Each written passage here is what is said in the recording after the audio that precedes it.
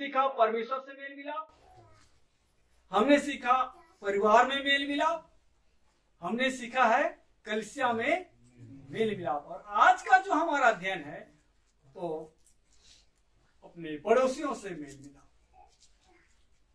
और जब पड़ोसियों से मेल मिलाप की बात आती है तो फिर रोमियो का किताब 12:18 में जैसे लिखा है, जहां तक हो सके तुम अपने भरसक सब मनुष्यों के साथ मेल मिलाप रखो। हम प्रभु के वचन को सीखेंगे, इसमें परमेश्वर हमें सहायता करे। आइए हम छोटी प्रार्थना करें। जीवित महान महिमामय परमेश्वर पिता, हम आपके पवित्र चरणों में यीशु मसीह के नाम से झुक करके प्रार्थना करते हैं। जो वचन हम सीखने जा रहे हैं पिता, वो आपका है, और जो हम सीख रहे हैं प्रभु जी, हम लोग भी आपके हैं प्रभु। जो वचन की भेद हमारे मध्य में प्रभु आप पवित्र आत्मा के द्वारा प्रकाशित करें कि हम उसे अपने आत्मिक जीवन के लिए, हमारे आत्मिक जीवन की उन्नति के लिए हम उसको सीख सकें और आप में हम बढ़ने पाएं। आप दया करें प्रभु यीशु मसीह के पवित्र नाम में, आमीन। हमें अपने लोगों के साथ में, अपने कलीसिया में तो मेल मिलाप रहना ही है, अपने परिवार में तो मेल मिलाप से रहना ही है, हमें परमेश्वर के साथ मेल मिलाप से तो रहना ही है। हे मेरे प्रियो, हम अपने पड़ोसियों से भी मेल मिलाप से रहना है, पड़ोसियों से मेल मिलाप के साथ रहना है। और जब हम 14 अध्याय और उसके 19 पद में पढ़ते हैं तो हाँ यूं लिखा हुआ है, इसलिए हम उन सब बातों का प्रयत्न करें जिनसे मेल मिलाप और एक दूसरे का सुधार हो। Hello, hallelujah. हम किन बातों का प्रयास करेंगे? हम इन बातों का प्रयत्न करें, कोशिश करें कि जिनसे मेल मिलाप हो और एक दूसरे का सुधार हो। मेरे प्रियो, आज हमारे पड़ोसी हैं, आज जो हमारे निकट के उन सब सारे पड़ोसी हैं, चाहे वो विश्वासी नहीं भी हैं, उनके साथ हमारी आपस में मेल जोल जरूरी है। ऐसा नहीं कि मैं तो विश्वासी हूं, मैं परमेश्वर का आराधना करता हूं, लोग तो नहीं करते हैं। इस प्रकार की मानसिकता नहीं रखना है, बल्कि उनके साथ हमें बहुत ही प्रेम व्यवहार से रहना है, ताकि उनका क्या हो जाए? सुधार हो। क्या हो? हाँ, उनके जीवन में सुधार आए, उन लोग भी परमेश्वर को पहचाने। क्योंकि हम विश्वासी लोग जो हैं, जिनके अंदर में प्रभु यीशु मसीह का आत्मा है, वो प्रभु यीशु मसीह का प्रतिनिधि है इस संसार में। और हम जो प्रभु यीशु मसीह के प्रतिनिधि हैं, सुसमाचार सेवा कार्य के लिए हम नियुक्त किए गए लोग हैं। हर एक विश्वासी भाई और बहनें जिनके अंदर में प्रभु यीशु मसीह का आत्मा है, वो प्रभु यीशु मसीह का प्रतिनिधि है। और प्रभु यीशु मसीह के द्वारा पिता परमेश्वर ने संसार से मेल किया, तो आज प्रभु यीशु मसीह की जगह में हम लोग हैं, आप हो। Hello, hallelujah. प्रभु यीशु मसीह की जगह कौन है? हाँ, इसलिए तो हमें प्रभु यीशु मसीह ने सहायक भेजा है, पवित्र आत्मा को भेजा है। प्रभु यीशु मसीह के नाम से हमारे अंदर में वास करता है। सो आज जिस रीति से प्रभु यीशु मसीह के द्वारा पिता परमेश्वर ने संसार से मेल मिलाप किया, आज प्रभु यीशु मसीह पिता के दाहिने हैं और पिता परमेश्वर के पास से हमारे लिए सहायक भेजा गया हो पवित्र आत्मा, जो हर एक विश्वासी के जीवन में पाया जाता है। वो व्यक्ति प्रभु यीशु मसीह की जगह पिता की ओर से संसार का मेल मिलाप का कारण है। आपके द्वारा संसार के लोग, पड़ोसी लोग पिता के साथ क्या होंगे? मेल करेंगे। इस कैसे होगा? क्योंकि आप अपने जीवन में उस व्यवहार को विकसित करेंगे या लोगों के बीच उस व्यवहार को दिखाएंगे जो प्रभु यीशु मसीह ने संसार के लोगों के पास दिखाया। क्या प्रभु यीशु मसीह किसी को तिरस्कार किया? किसी के साथ घृणित व्यवहार किया? उसको दोष लगाने वाले वरन उसको सताने वाले भी प्रभु यीशु मसीह के निकट आए, प्रभु यीशु मसीह ने उन्हें धुतकारा नहीं। आज हम विश्वासियों के जीवन में प्रभु यीशु मसीह के गुण प्रकट होना चाहिए। मेरे प्रियो, प्रभु यीशु मसीह ने हमसे कहा, मरकुस का किताब निकाल, मरकुस का किताब 12 अध्याय उसके 31 पद को।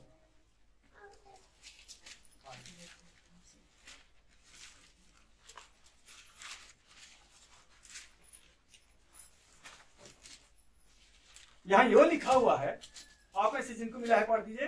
और दूसरी यह है, हाँ, तू अपने पड़ोसी से अपने समान प्रेम रखना। तू अपने पड़ोसी से अपने समान प्रेम रखना। बस, धन्यवाद। प्रभु यीशु मसीह ने क्या शिक्षा दिया हमारे लिए? तू अपने पड़ोसी से अपने समान प्रेम रखना। चाहे हमारा पड़ोसी विश्वासी ना भी हो, वो परमेश्वर का आराधना नहीं भी करता है, तो भी हमें अपने पड़ोसी से अपने समान प्रेम रखना है। उनकी गलतियों को ढूंढ ढूंढ करके उन पर दोष लगाना नहीं है, क्योंकि हम लोग भी तो प्रभु में आने से पहले वैसे ही थे। हम कौन होते हैं किसी पर दोष लांछन लगाने वाले? प्रभु ने कहा, बदला लेना मेरा काम है, तुम किसी का न्याय नहीं करोगे। तुम्हारे लिए केवल क्या आज्ञा है कि अपने पड़ोसियों से प्रेम करो, अपने दुश्मनों के साथ प्रेम व्यवहार से रहो, सताने वालों के लिए प्रार्थना करो। चाहे हमारे पड़ोसियों की ओर से हमारे लिए दुख और परेशानी भी होती हो, ऐसी परिस्थिति में भी हमें उनसे प्रेम रखते रहना है, क्योंकि प्रभु यीशु मसीह ने हमें वो नमूना दिया है कि उनके साथ दुख हुआ, परेशानी हुआ, तकलीफ हुआ, उसके बावजूद भी वो लोगों से प्रेम करता रहा, प्रेम करता रहा। अरे पकड़वाने वाले यहूदा से कहा, मित्र तुम्हें जो करना है तुरंत कर। जिस समय यहूदा पूरा गैंग लेकर आया यीशु मसीह को पकड़वाने के लिए और जाकर उसको चूमा, तो होता है तुझे जो करना है कर ले। वो खींच करके थप्पड़ मारा क्या? नहीं, ऐसा नहीं किया उसने। और ना उनके खिलाफ में हथियार उठाने के लिए अपने चेलों का आदेश दिया, वरन उसने रोका, नहीं बोला। जब पतरस ने अपने तलवार खींचा और महायाजक एक सेवक के ऊपर चला दिया, उसका जब कान कट गया तो उधर रुक बोला, जो तलवार चलाते हैं तलवार से मारे जाएंगे। और फिर उनके कान को प्रभु यीशु मसीह ने उठा करके लगा करके ठीक किया, अपनी तलवार को म्यान में रख बोला। हंगामा खड़ा नहीं किया प्रभु यीशु मसीह ने। आज हम क्या करते हैं? जब हमारा पड़ोसी की ओर से हमारे लिए कोई परेशानी या दुख तकलीफ होती है, क्या हम उसे प्रेम दिखा पाते हैं? मेरे प्रियो, आवश्यक है, जैसे प्रभु ने कहा, तुम अपने पड़ोसी से अपने समान प्रेम रखो।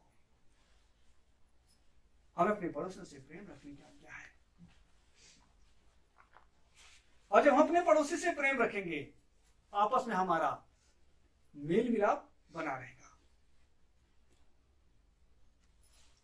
यदि आपका पड़ोसी वो अविश्वासी है, तो भी जब आपको अपने यहाँ निमंत्रण करता है, चाहे शादी हुआ, छठी हुआ, जो उनका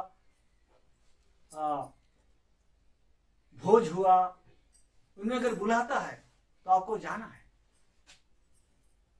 उनके घर में क्या करना है? जाना है। पहला कोरिन्थी 10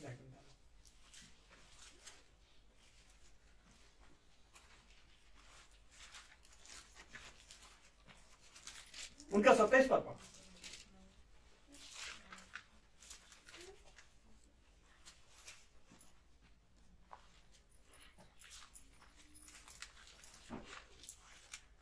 यदि अविश्वासियों में से कोई तुम्हें न्योता दे, अगर बुलाए, तुम्हें निमंत्रण करता है तो, और तुम जाना चाहो तो जो कुछ तुम्हारे सामने रखा जाए हाँ वही खाओ। रुको, यहाँ पर हम क्या देख रहे हैं कि यदि कोई अविश्वासी परिवार है, यदि आपका कोई पड़ोसी है जो आपको न्योता देता है कि आप मेरे घर में आओ, भोज में सहभागी हो, तो आपको जाना है।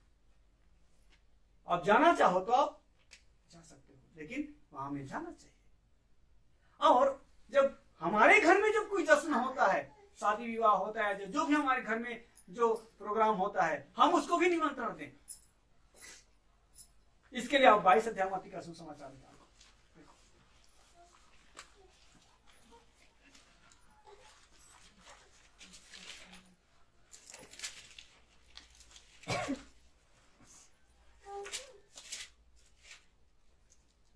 यहां एक अच्छा दृष्टांत प्रभु यीशु मसीह ने लोगों के बीच में रखा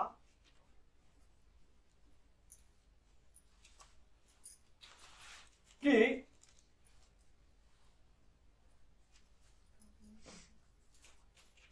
एक राजा ने अपने पुत्र का विवाह किया और उसके भोज में लोगों को न्योता दिया। और हम 9 और 10 पद को एक बार पढ़ दें इसलिए हाँ, चौराहों पर जाओ और जितने लोग तुम्हें मिले सबको विवाह के चाहे वो विश्वासी हैं चाहे अविश्वासी हैं, सबको क्या करो? बुला लाओ, विवाह के भोज में बुला के ले आओ। हाँ, अतः हाँ, उन दासों ने हाँ, सड़कों पर जाकर क्या बुरे हाँ, क्या भले जितने मिले सबको इकट्ठा किया और विवाह का घर अतिथियों से भर गए। देखो, जब आपका पड़ोसी चाहे वो अविश्वासी ही क्यों ना हो, अगर वो आपको निमंत्रण देता है, आप उनके घर में जाओ, उठो बैठो, उनके साथ आप अपनी उपस्थिति दो। और आपके घर में जब कोई जश्न या कोई भोज का कोई व्यवस्था होता है तो आप उनको भी बुलाओ। ऐसा नहीं वो तो अविश्वासी है, उनको मैं कैसे बुलाऊंगा? या तो कलीसिया के लोग रहेंगे। नहीं, हमें बुलाना है। ये परमेश्वर के राज्य का एक झांकी दिखाने के लिए राजा का बेटा का विवाह का भोज का एक ऐसा दृष्टांत प्रभु यीशु मसीह ने रखा कि जितने, चाहे वो भले हो चाहे बुरे हो, सबको बुला लो। और जीवनारों से, अतिथियों से क्या हो गया? भर गया। तो हमें हमारा मेल मिलाप अपने पड़ोसी से तब संभव होगा कि हम उसके घर में जाएंगे और उनको भी अपने घर में बुलाएंगे। तो क्या होगा? आपस में पड़ोसी के साथ क्या होगा? मेल मिलाप बना रहेगा। और हम नहीं बुलाएंगे, उनके घर नहीं जाएंगे, तो मेल मिलाप होगा क्या? आत्मा कैसे जीती जाएगी? नहीं हो पाएगा ऐसा। प्रभु यीशु मसीह ने कहा तुम पृथ्वी के नमक हो। 5 अध्याय को निकालो, मत्ती सुसमाचार 13 पद को पढ़िए। हालेलुया। आप इसी को भी मिला हो पढ़ देंगे। तुम पृथ्वी के नमक हो। तुम पृथ्वी के नमक हो, बस इतना पढ़िए। प्रभु यीशु मसीह अपने चेलों को कहा तुम पृथ्वी के नमक हो। हे मेरे प्रियो, जब हम प्रभु यीशु मसीह के अनुयायी हैं, हे मेरे क्रिश्चियन बंधुओं, जब हम प्रभु यीशु मसीह के लोग हैं जो उसके वचन का पालन करते हैं, हम उस पर विश्वास करते हैं, हम जो उसके लोग हैं, हम पृथ्वी के लिए नमक हैं। और नमक जहां नीरस और हताश और शोकित और दुखित और जिंदगी से हारे हुए स्वादहीन जीवन में स्वाद को ले आता है। Hello, hallelujah. समझ लो, उदाहरण के लिए आप सब्जी पकाते हो, अच्छा से अच्छा प्रोटीन से भरपूर व्यंजन आप तैयार करो, नमक मत डालो, उसमें स्वाद आएगा? नहीं आएगा। माना कि आप बहुत ही प्रोटीन युक्त आप सब्जी पकाते हो, वह सब प्रकार के मसाला को डाल दिए, एकदम महक रहा है, जो उसकी खुशबू से पूरा पड़ोसी तक जा रहा है। इतना तेल डाल दिए कि तेल तेल में पक रहा है, और उसको बहुत अच्छे ढंग से उसको तैयार करो, लेकिन नमक मत डालो, स्वाद आएगा? मेरे प्रियो, हम पृथ्वी के लिए नमक हैं। आपका जीवन पृथ्वी के लोगों के अर्थात अपने पड़ोसियों के अंदर में जो नीरस है, जो उनके अंदर में हताश है, जिनमें स्वाद खत्म हो चुका है, संसार में जीने की उनकी रुचि समाप्त हो चुकी है, ऐसे हताश निराश लोगों के अंदर में स्वाद भरने वाला आप हो, या आप नमक हो। इसलिए तो बोला मार्कुस की किताब में 9 अध्याय 50 पद को पढ़िए।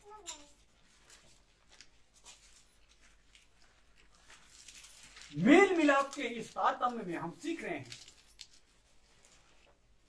कि हम अपने पड़ोसियों के साथ मेल रखें। नमक अच्छा है, नमक अच्छा है, पर यदि नमक का स्वाद जाता है तो उसे किससे नमकीन करोगे? आप पृथ्वी के लिए नमक हो, और नमक की गुण यदि आप में नहीं है तो फिर वो रौंदे जाने के लायक है, वो फेंकने के योग्य है। वो एक बार इस बात के लिए ना 5 अध्याय फिर से लौटाओ, मत्ती सुसमाचार जहां हम लोग पढ़े थे, एक बार उसको जहां पढ़े थे उससे आगे पढ़ दो, 13 पद का।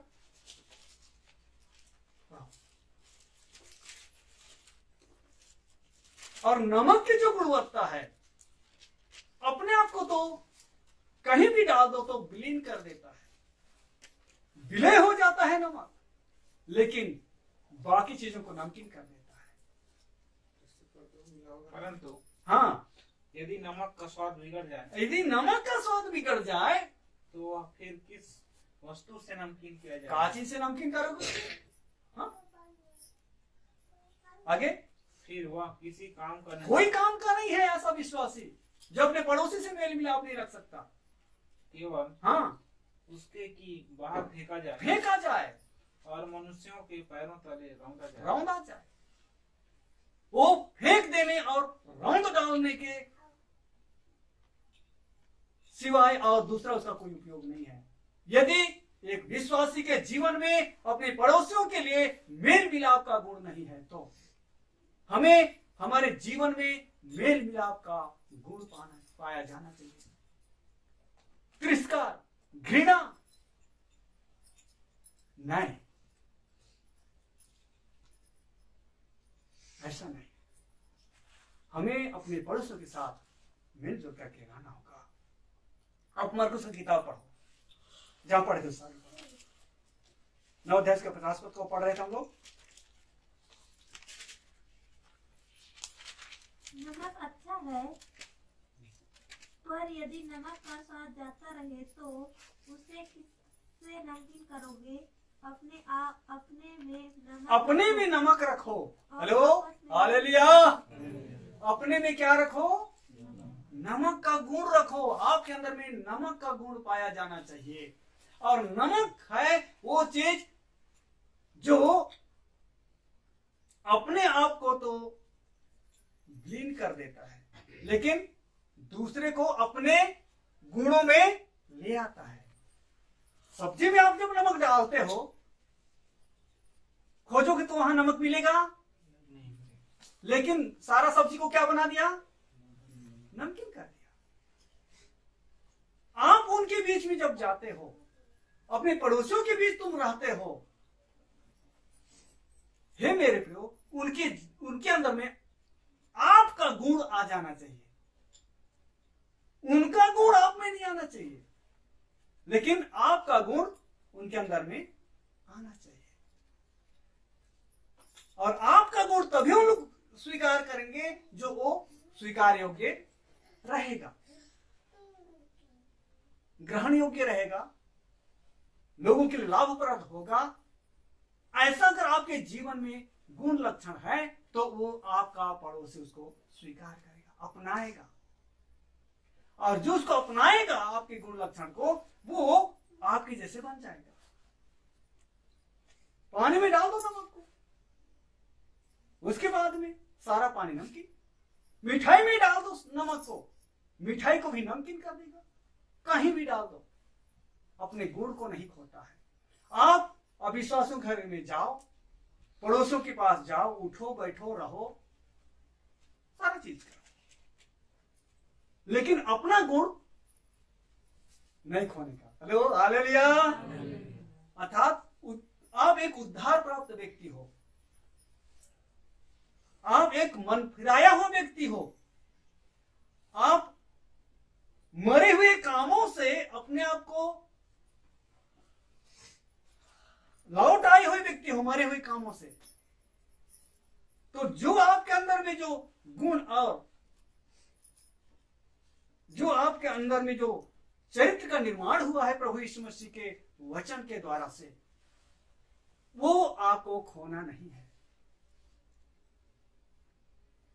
उनके जाओ तो दारू पी लो, ऐसा नहीं, आप उनके जाओ, लेकिन अपना गुण बरकरार रखो।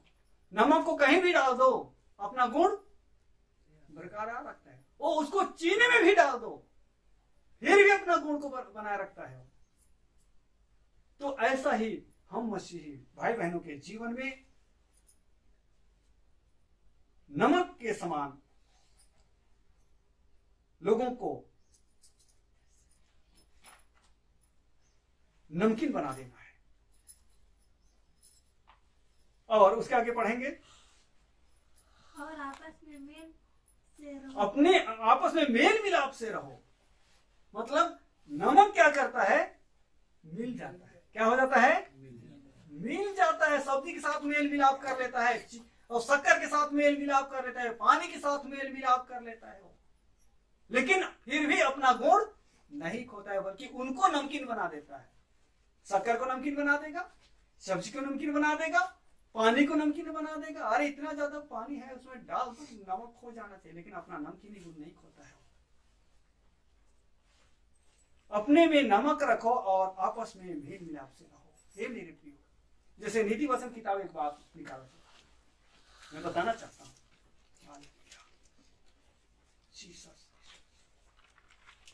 27 अध्याय को निकाल लीजिए बात।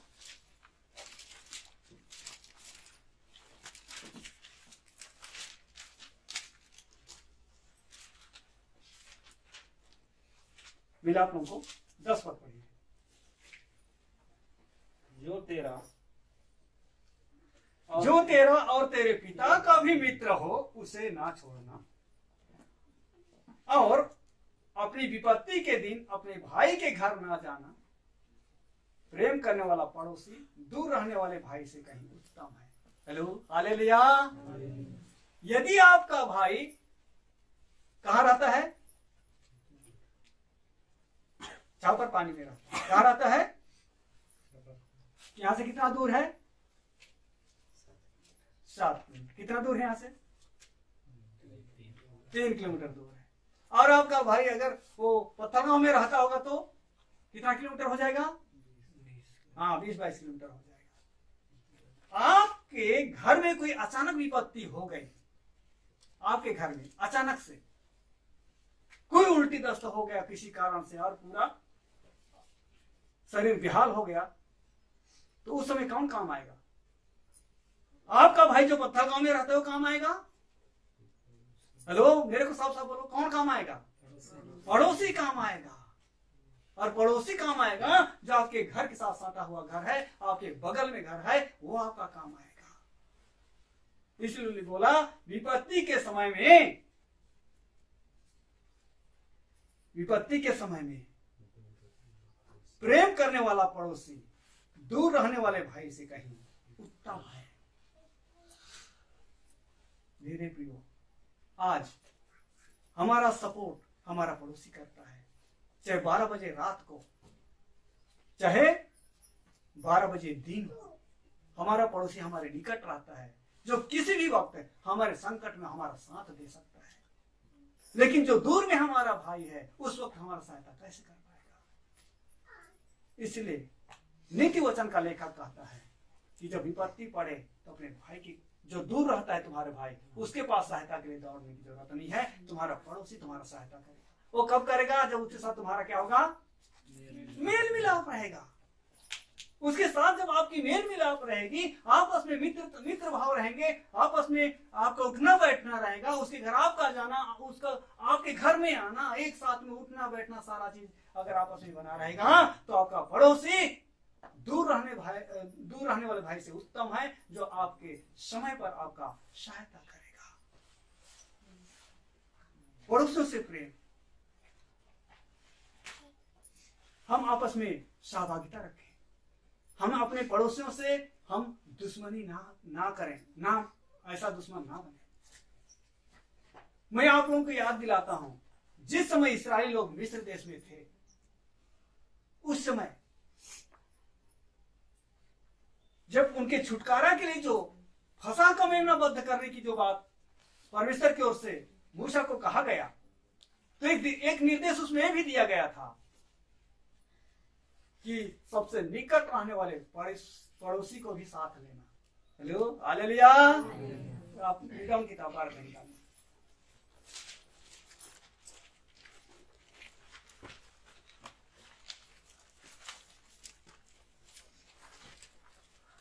इसका 4 पद पढ़िए। और यदि किसी के घराने में एक मेमने के खाने के लिए मनुष्य कम हो, तो वह अपने सबसे निकट रहने वाले पड़ोसी के साथ, सबसे निकट रहने वाले पड़ोसी के साथ प्राणियों की गिनती के अनुसार एक मेमना ले रखे, और तुम हर एक के खाने के अनुसार मेमने का हिसाब करना। देखो, अपने निकट के पड़ोसी को उस फसह के मेमने के बद्ध में सहभागी करने का निर्देश मिला। मेरे प्रियो, हम अपने पड़ोसियों के साथ कैसा व्यवहार करते हैं? हम अपने पड़ोसियों के साथ हमारा उठना बैठना कैसा है? आज हमारे पड़ोसियों के साथ हमारा मेल मिलाप की क्या स्थिति है? ये परमेश्वर का वो आज्ञा है जो परमेश्वर पिता के साथ अपने सारे मन, सारे प्राण, सारी बुद्धि और सारी शक्ति के साथ हम प्रेम करें, पहली है। और दूसरी, अपने पड़ोसियों के साथ अपने समान प्रेम रखें। ये दो ही आज्ञाएं हैं। प्रभु यीशु मसीह कितना आज्ञा दिया? वो पुराना आज्ञा है, लेकिन उसको सरिया के बता दिया, एक जय करके बता दिया, निचोड़ को बता दिया। इसको क्या बोलते हैं दूसरे शब्द में? निष्कर्ष। क्या? निष्कर्ष को दे दिया। तो अपने परमेश्वर से प्रेम करना और अपने पड़ोसी से प्रेम करना। हमारा पड़ोसी कितना महत्वपूर्ण है। प्रभु आप लोगों को सहायता करे और आशीषित करे कि जब आज हम लोग सीख रहे हैं अपने पड़ोसियों से मेल मिलाप, आप अपने पड़ोसियों से मेल मिलाप से रहें। अगर आपके पड़ोसी के द्वारा से आपको किसी बात की कष्ट और दुख मिलता है, आप उसका निर्णय नहीं करें, उनके लिए प्रार्थना करें, आप उन्हें आशीषित करें। आप अपने पड़ोसियों के लिए प्रार्थना करने में आप लग जाओ। यदि आप पहले से अपने पड़ोसियों के लिए प्रार्थना करते थे तो अच्छी बात है, लेकिन यदि आप अपने घर घराना कलिसिया मंडली विश्वासी भाई बहन इन्हीं पर अगर आपका प्रार्थना और देश दुनिया के अन्य बातों पर अगर पड़ा हुआ था, तो एक विकल्प आज ही जोड़ लीजिए कि अपने पड़ोसियों के साथ आपका मेल मिलाप बने रहे और उनके हित और भलाई के लिए आप क्या करने लगो? प्रार्थना करना है। क्या करना है? किसके लिए? किस बात में? उनका क्या हो? भला हो, उनका उद्धार हो, उनके साथ आपका मेल मिलाप बना रहेगा। प्रार्थना करने से बहुत गंभीर बात यह भी है कि आप उनसे प्रेम करने लगते हो। जिनके लिए आप प्रार्थना करते हो उनके साथ आप क्या करने लगते हो? हाँ, प्रेम करने लगते हो। आप दुश्मनों के लिए भी आप प्रार्थना करो, आपके अंदर में उसके प्रति प्रेम निर्मित होते जाएगा और वो प्रेम धीरे धीरे वो मजबूत बनते जाएगा। इसीलिए अपने पड़ोसियों को आप प्रभु के चरणों में रखो, उनके लिए आप प्रार्थना करो। आमीन, हालेलुया। प्रभु अपनों को आशीषित करे।